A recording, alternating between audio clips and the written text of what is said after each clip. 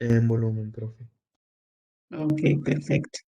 Entonces definimos masa, peso y volumen. Otra característica general de la materia es la forma. Toda la materia tiene forma, sea propia o la forma del recipiente donde ésta se encuentra. Sabemos que los sólidos tienen una forma definida, fija, estable, mientras que los líquidos y los gases asumen la forma del recipiente que los contiene. Entonces, esa fue una de las características que revisamos en los estados de la materia.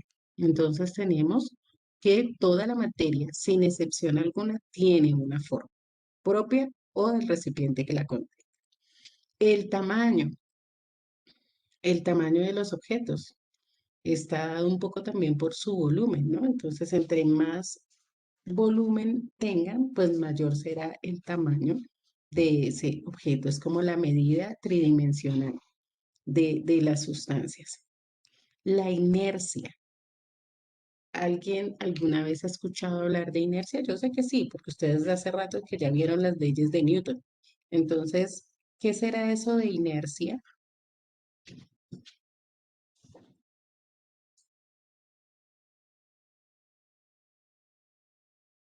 ¿Por qué la materia tiene inercia?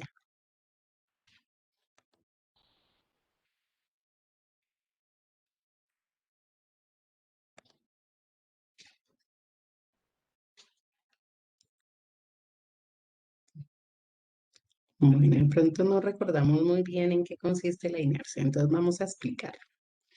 Resulta, bueno, sí está relacionada con el peso de los objetos, pero más que con el peso está relacionado con la energía cinética y la energía potencial.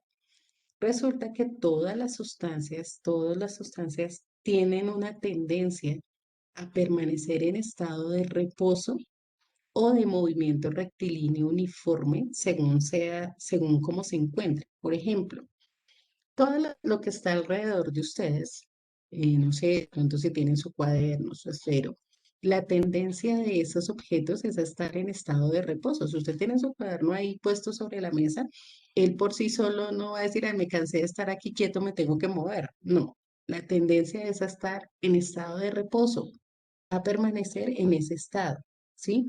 Si usted patea un balón de fútbol, el balón va a empezar un movimiento rectilíneo uniforme y su tendencia va a ser estar en movimiento.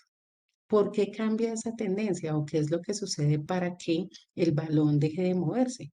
Pues que puede haber una fuerza de fricción con el piso que lo va deteniendo lentamente, con el pasto si está en una cancha, o puede encontrarse con las manos de el arquero, por ejemplo, si estamos hablando de fútbol.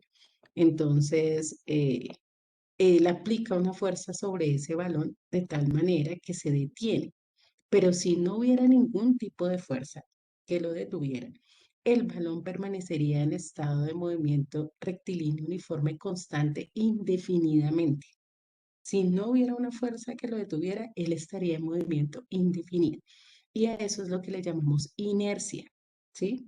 Entonces, en la inercia, un objeto, un cuerpo, va a permanecer o en estado de reposo o en estado de movimiento rectilíneo uniforme, dependiendo en el estado, en el momento en el que se encuentra. Esa inercia es la que explica por qué es lo que sucede cuando una persona, bueno, un chico, por ejemplo, va en patineta, ¿cierto? Y la patineta se estrella con una piedra, ¿cierto? ¿Qué pasa con la persona que va en la patineta?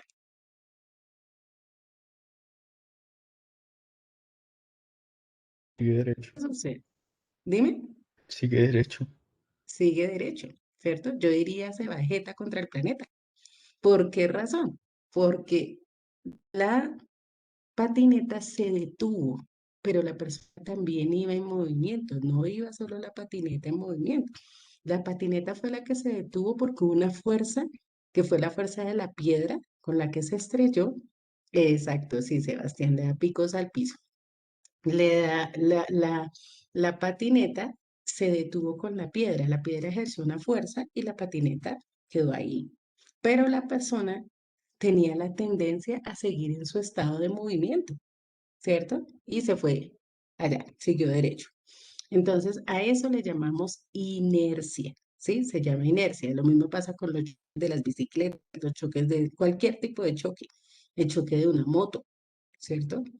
Entonces, el que va conduciendo termina por allá adelante justamente por ese proceso, por esa tendencia a seguir en movimiento. Impenetrabilidad. La impenetrabilidad nos dice que dos sustancias no pueden ocupar el mismo espacio al mismo tiempo, ¿sí? Esa es la impenetrabilidad de la materia. La materia es impenetrable. Es decir, yo puedo tener un objeto, vamos a ver si tengo por aquí mi taja lápiz, no, sí, por acá está. Entonces, yo tengo acá este taja lápiz. Él está ocupando un espacio, ¿cierto? Donde él está ocupando un espacio, ninguna otra sustancia puede ocupar ese mismo espacio. Miren, aquí tengo un borrador. Yo puedo colocar el borrador por encima, colocar por debajo, lo puedo colocar a los lados, pero donde está el lápiz, no, porque él está ocupando ese lugar. Inclusive, si yo abriera el lápiz y metiera el borrador en el interior, él estaría ocupando un espacio vacío que hay dentro del lápiz, pero no donde está el material, este acrílico que tiene el lápiz. No podría estar ocupando exactamente ese mismo lugar. Entonces la materia es impenetrable. Yo no puedo tener dos sustancias en el mismo espacio al mismo tiempo. Y por último, dentro de las propiedades generales está la divisibilidad. ¿Qué quiere decir eso? Yo puedo cortar, ¿cierto? La materia, dividir la materia, trocearla y tener pedazos más pequeños, ¿sí? A eso nos referimos con la divisibilidad. Puedo tener partes más pequeñas de un material. ¿Hasta ahí estamos claros?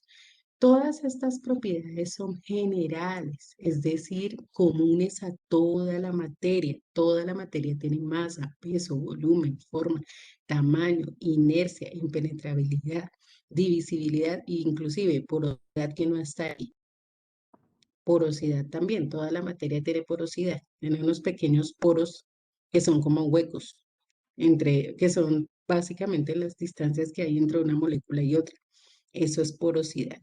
Toda la materia tiene esas características. Con las características generales yo no puedo identificar sustancias. ¿Por qué? Porque pues toda la materia tiene esas características. Entonces, si yo hablo de 5 gramos, puede ser 5 gramos de cualquier cosa, ¿sí? Cualquier cosa. Si yo digo que tiene un volumen de 6 litros, también puede ser de cualquier cosa. Bueno, podría decir que son líquidos, por lo menos, o gases también.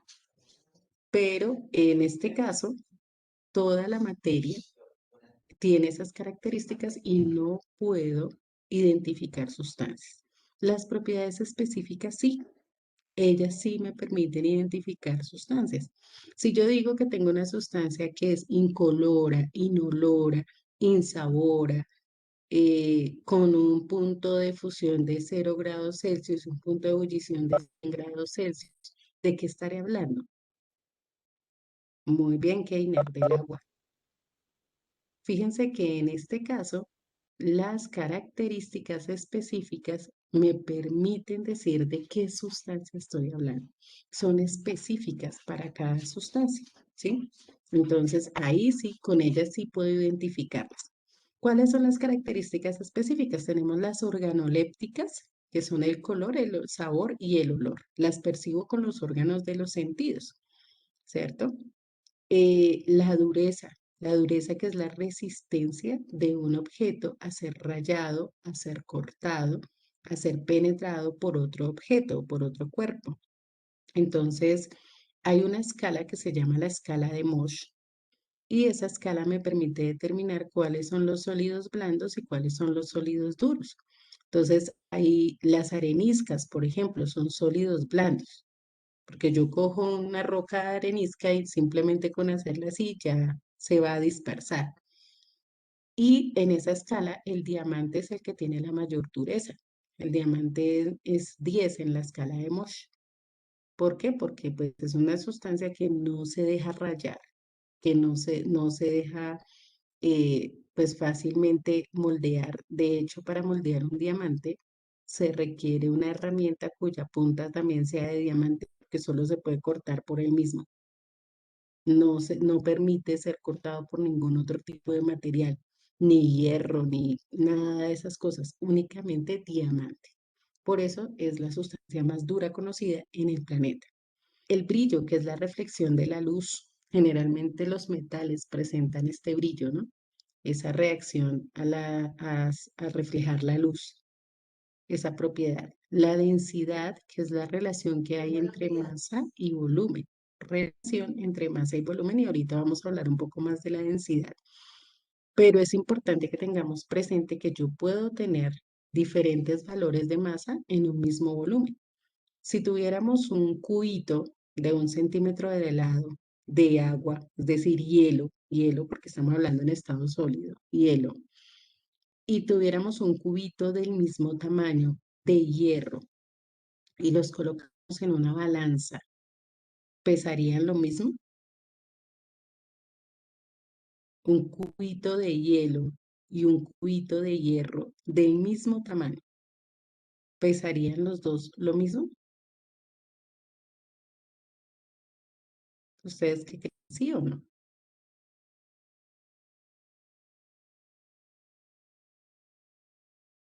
Muy bien, no, no pesarían lo mismo. ¿Por qué? Porque básicamente la relación masa-volumen del agua es muy diferente a la relación masa-volumen del hierro. Si tuviéramos exactamente 1 centímetro cúbico de agua, pesaría 1 gramo en la balanza, mientras que 1 centímetro cúbico de hierro pesaría 7,9 gramos en una balanza. Entonces, eso es lo que nos dice la densidad. Hay una relación muy diferente entre la masa de una sustancia y una unidad determinada de volumen. Obviamente tendríamos que hablar del mismo volumen, ¿no? Si yo tengo volúmenes diferentes, pues obviamente el valor tendría que ser distinto. La maleabilidad es una característica propia de los metales que les permite convertirse en láminas. Por eso tenemos papel de aluminio, por eso tenemos puertas metálicas, ¿cierto? Son láminas. Y la propiedad se llama maleabilidad. Otra propiedad es la ductilidad. Ductilidad también es propiedad de los metales que les permite convertirse en alambres, ¿sí? Entonces tenemos todos los alambres metálicos, alambre de cobre, alambre dulce, en fin, todos los metales tienen la posibilidad de convertirse en alambres y por eso por eso decimos que son dúctiles. Otra propiedad específica de la materia es la conductividad térmica, ¿sí? Conductividad térmica, es decir, que tengan la facilidad de permitir el paso del calor, la conducción del calor. Los metales son excelentes conductores del calor, por eso tenemos ollas metálicas, ¿cierto? La madera, por ejemplo, no es conductora del calor. Entonces no tenemos, imagínense donde tuviéramos ollas de madera, pues no existen, no existiría, ¿cierto? No las podemos utilizar ni una sola vez, porque lejos de conducir el calor, pues la madera se va a quemar y ya. Entonces no es conductora del calor. Los conductores son los que permiten el paso del calor, la propagación del calor, pero no se alteran, no se dañan, solamente conducen el calor. También hay conductividad eléctrica. Los metales también son excelentes conductores de electricidad, por eso es que los tenemos en todos los cableados de las casas, ¿cierto? Ellos conducen perfectamente la electricidad. Entonces, hay materiales que son buenos conductores y hay materiales que no son buenos conductores de la electricidad, que por el contrario son aislantes, ¿no? Entonces, no permiten el flujo de electrones. Tenemos el punto de fusión. ¿Qué es el punto de fusión? ¿Quién me cuenta qué es el punto de fusión?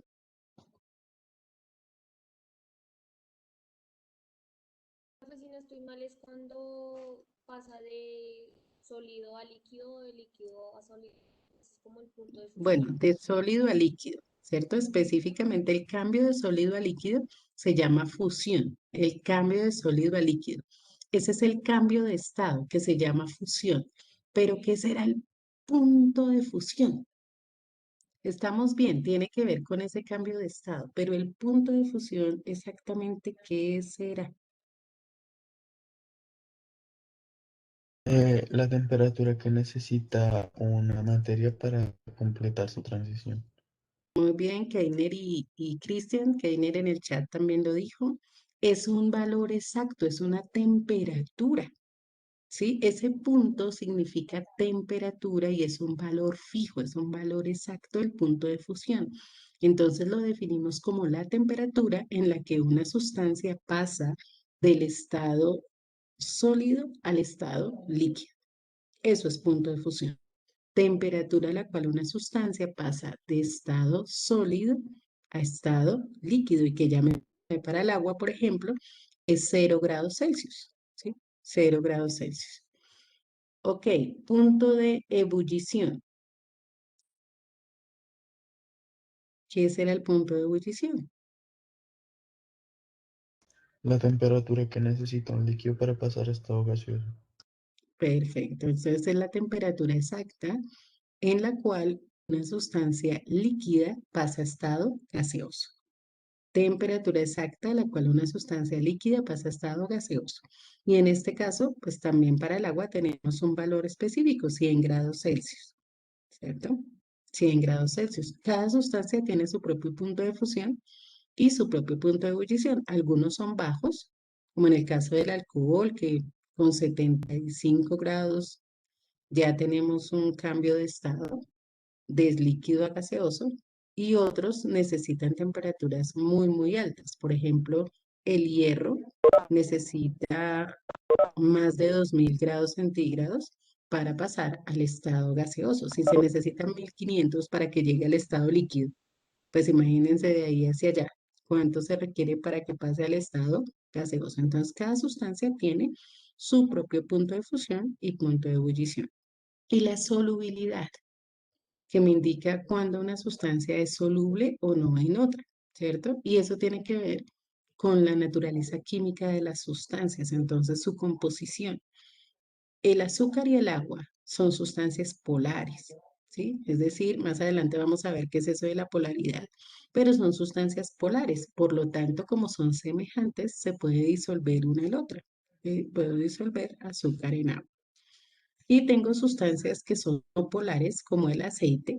Por eso el aceite no se disuelve en agua, por con su estructura interna, su composición interna. Él no me genera polos, entonces no tengo cómo disolverlo en el agua. Pero la gasolina y el aceite sí se pueden disolver porque son sustancias no polares. Entonces, eso tiene que ver con la solubilidad.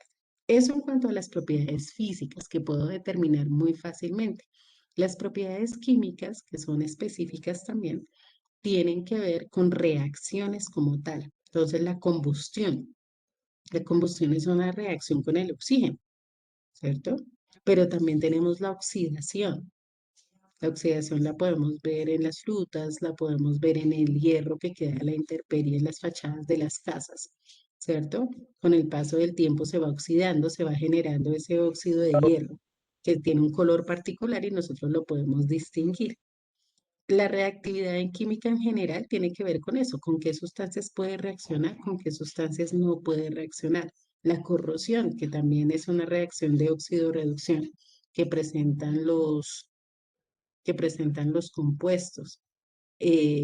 Cuando medimos la energía calórica de un compuesto o de una reacción, la acidez, la basicidad, todos esos son propiedades químicas que tiene una sustancia, si es ácido, si es básico, qué tanta energía calórica tiene, o sea, todo eso hace parte de las propiedades químicas. Entonces, lo que tiene que ver con reacciones de la materia, entonces son propiedades químicas y también son específicas para cada sustancia. No todas reaccionan frente a las mismas sustancias.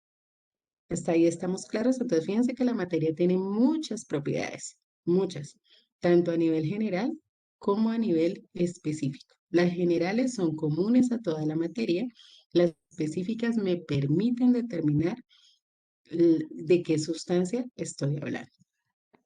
Bueno, entonces, ahora sí, tomamos el apunte del cuadro sinóptico de las propiedades de la materia y luego vamos a pasar a hablar un poco de la densidad, porque es que la densidad es una propiedad que merece, digámoslo así, su tratamiento aparte, porque además se puede calcular Entonces, y es una de las fórmulas que generalmente nos van a preguntar en la prueba a saber. Es un concepto muy importante, además está ligado a la flotabilidad. Si una sustancia es más densa que otra, va a irse al fondo. Si es menos densa, va a flotar sobre la otra. Por eso en el aceite y el agua es muy fácil determinar que el aceite es menos denso, porque el aceite queda en la parte de arriba, él flota sobre el agua. Entonces la densidad del aceite es menor. ¿Mm? Bueno, tomamos este apunte y ya continuamos. Profe, Si tengo hay una preguntas, pregunta, las pero pueden no hacer. es del tema. Dime, Valentina, acércate al micrófono que está muy bajito. Es que tengo una pregunta, pero no es del tema, es digamos sobre lo del tema del servicio social y eso. No he dicho nada. Ok, O sea, pregunta. cuando empezamos a hacer pues el servicio social y eso, profe, cuando se empieza con Bueno, eso. se está mirando diferentes opciones para lo del servicio social. Igual ustedes deben completar 80 horas, es lo que es por ley. Se deben completar 80 horas. Entonces estamos mirando de qué manera el colegio va a avalar esas 80 horas y también pues según cómo se vayan dando las cosas, ¿no? Por ahora estamos, digamos, en conversaciones y hoy precisamente a las 9 de la mañana hay una reunión del consejo directivo. Entonces, ustedes saben que esas determinaciones no se toman, digamos, como decir, entre los directores de grupo de décimo, o no, tiene que pasar por consejo directivo. Entonces, hoy es la primera reunión de consejo directivo. Entonces, esa es como la determinación. Y también por eso tampoco se ha dado ninguna razón de alternancia. Para Brian, que me ha estado preguntando también. No se ha dado ninguna razón de alternancia porque hasta que no se tomen direcciones de determinaciones desde el consejo directivo, pues no se podía hacer.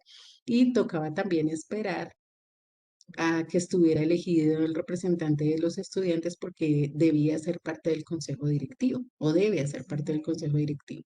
Entonces, esa es la razón por la cual no se han tomado determinaciones. Hoy a las 9 de la mañana tienen una reunión y lo que vayan decidiendo nos lo van a ir informando. Igual ustedes son los primeros en enterarse porque son los directos, eh, pues, afectados o bueno, esa no sería la palabra, como los más interesados más bien en lo que se vaya a hacer con respecto al servicio social, pero no se preocupen que estamos en eso porque sabemos que es una obligación.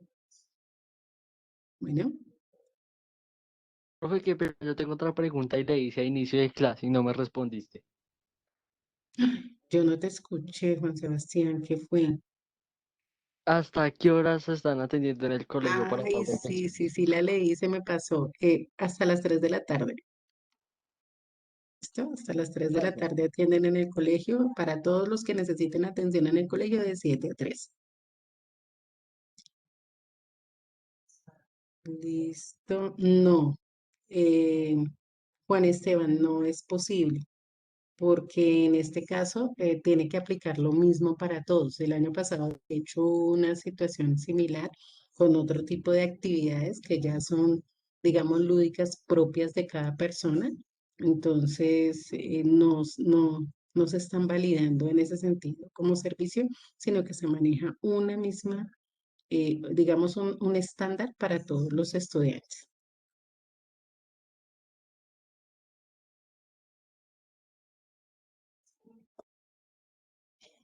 Como les decía, la densidad es una propiedad que merece un nombramiento especial, ¿no?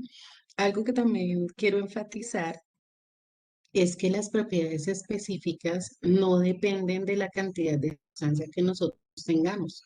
Independientemente, por ejemplo, de que en el agua tenga un cubo de hielo muy pequeño o tenga un iceberg, el punto de fusión siempre va a ser 0 grados Celsius. Así tenga un litro de agua o un galón, el punto de ebullición siempre va a ser 100 grados Celsius. Entonces, las propiedades específicas no interesa la cantidad del material que yo tenga, no van a variar, no van a cambiar. Siempre van a ser las mismas y son valores constantes. Mientras que las propiedades generales, como sí dependen de la masa, pues van a cambiar según la cantidad de masa que yo tenga. Bueno, para hablar de la densidad, eh, pues ya habíamos mencionado el concepto, ¿qué es esa densidad? Que es la relación que hay en masa y volumen. Entonces aquí tenemos las fórmulas que nos permiten determinar la densidad. En sí, densidad se define como la masa dividida en una cantidad de volumen. La masa dividida en una cantidad de volumen. Como tenemos masa sobre volumen, pues la densidad la vamos a expresar en gramos sobre centímetro cúbico. Gramos como unidad de masa, centímetro cúbico como unidad de volumen. Entonces, esa es la forma como expresamos la densidad en gramos por centímetro cúbico. Ahora, tenemos una ecuación donde esta letra que está acá, que es una letra griega, nos representa la densidad igual masa sobre volumen. Como tenemos tres variables, podemos tener tres ecuaciones. De aquí podemos despejar también masa y volumen. Entonces, si tomamos el volumen que está dividiendo y lo pasamos de este lado de la ecuación a multiplicar, vamos a tener la ecuación para hallar la masa. Masa va a ser igual a densidad por volumen. Masa es igual a densidad por volumen. Y de igual manera, si esta densidad que está aquí multiplicando al volumen la paso al otro lado a dividir a la masa, voy a tener la ecuación que me permite determinar el volumen. Y volumen va a ser igual a masa sobre densidad. Volumen va a ser igual a masa sobre densidad. Entonces, teniendo la masa y la densidad, yo puedo hallar el volumen. Teniendo la densidad y el volumen, puedo hallar la masa. Y teniendo masa y volumen, puedo hallar la densidad. Entonces, esa ecuación, densidad igual a masa sobre volumen, es una ecuación que nos evalúan todo el tiempo. Entonces, a veces no nos la dan y es necesario aprendérsela. Densidad es igual a masa sobre volumen. ¿Sí? Es necesario aprenderse esta ecuación. Entonces, vamos a tomar el apunte de las ecuaciones de la densidad. Hoy no alcanzamos de pronto a hacer un par de ejemplos, lo hacemos en la próxima clase para determinar densidad, masa y volumen. Realmente es sencillo, solamente consiste en reemplazar las variables por los datos que nos den en el problema. Es fácil determinar la densidad, pero sí es importante que hagamos el cálculo de esta, por lo que les digo, la densidad es una propiedad que es fundamental conocer en la materia y se relaciona con otras, como en el caso de la viscosidad en los líquidos, como en el caso de la flotabilidad de las sustancias. Por eso es muy importante conocer los valores de densidad. Además, porque esta propiedad nos permite en algunos ejercicios conocer valores de masa y de volumen cuando los necesitemos. Entonces, tomemos el apunte, por favor, de estas ecuaciones de la densidad y en la próxima clase trabajaremos los ejercicios correspondientes.